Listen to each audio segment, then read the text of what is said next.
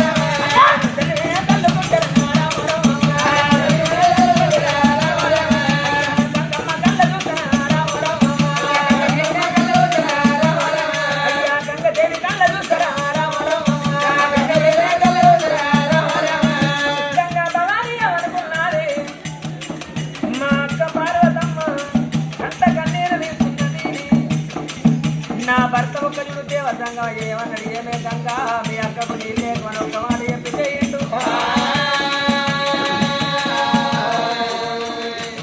మరి మా అక్క చూసిన చెల్లె చెల్లె చెల్లె చెల్ల నేడుతున్నది కానీ ఒక్క మాట నన్ను తిడతలేడు ఆవకు ఒకటైన అర్థం ఒకటైన ఆడోళ్ళకు బాగా ఆడోళ్ళకి ఏమో కావాలంటారు మొగులకు ఒకటైన మొహం ఒకటైన మగవారికి బాగా వచ్చినాడు మొగోళ్ళు కావాలంటారు అతనాడు మా అక్క ఒక్కడు కన్నీరు తీసుకుంటే నేను నీళ్ళు ఇవ్వకపోతే నాకు ధర్మం అయితే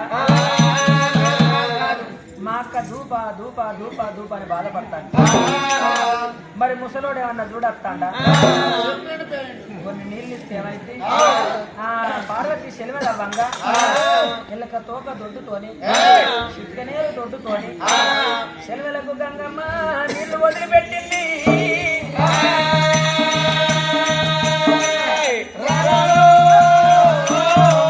పార్వతమ్మ నవ్విన సెలవులకు ఏనాడు గంగ భవాని చిక్కనేరు దొడ్డుతోని దారి ఏనాడు వదలనా ఆ నీళ్ళని పార్వతి చూసింది చెల్లెలా ఈనాటికైనా నాకు కొన్ని నీళ్లు కనబడుతున్నాయి మాకు నీళ్లు ఊరినాక నేను ఒక చూడు నీళ్లు దాగి మరి ఆనాడు ఒక చూడకుంటే నా భర్త ఒక పూజకు నీళ్లు కొండ పోతాను అనుకుని పార్వతమ్మ పప్ప చెట్టు కింద పార్వతమ్మ కూర్చుంటని నాకు గంగా భవాని నీళ్ళు అని గాని మరి పరమాత్ముడు దేవా గంగయ్య ఎక్కడనో లేడు అన్ను మెన్ను ఆకాశం పూజవర సూదుమన మోపులం అంటే జాగ లేకుండా భగవంతుడు నిండు ఉన్నాడాట మీద భగవంతుడు బసరామ శిల్క రూపం మీద ఏనాడు ఉన్నాడే చెట్టు మీద ఉన్న భగవంతుడు చూసిండు గంగా నా మాట కాదని చెప్పి పార్వతికి నీళ్ళు ఇస్తావా చెట్టు మీద రూపం చెట్టు మీద ఉంచండి బరబర బరబర మంటమండి ఒక్క మండవదారి వేషం కట్టి అదే ఒక్క చూడు పార్వతమ్మ ముంగట సెలవు ఉన్నది సెలవు లోపల దేవుడు అన్నదును కాబట్టి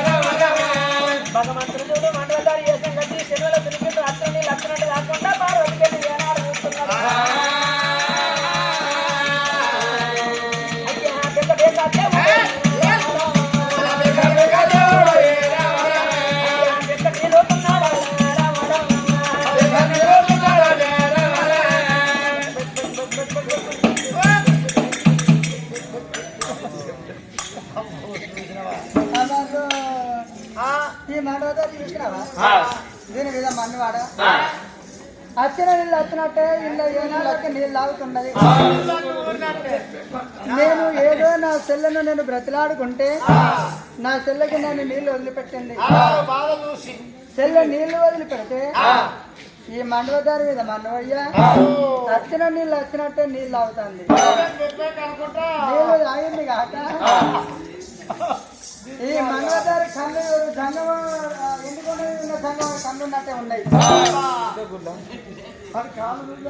ఈ మండవదారి కాళ్ళు చూడు జంగవారి కాళ్ళు ఉన్నట్టే ఉన్నాయి ఈ జంగవారి ముక్కు చూడు అచ్చం ఎండుకొని ఉన్న జంగవారి ముక్కు లెక్కనే ఉంది ముక్కు నీ భర్త ముక్కు వల్లే ఉన్నది కదా మరి అలా నడవక పార్వతమ్మ మోసం అయిపోయి గంగలోపల పార్వతి నడవలసిపోతూ ఉన్నారు అగో గంగలోపల పార్వతి అలసిపోని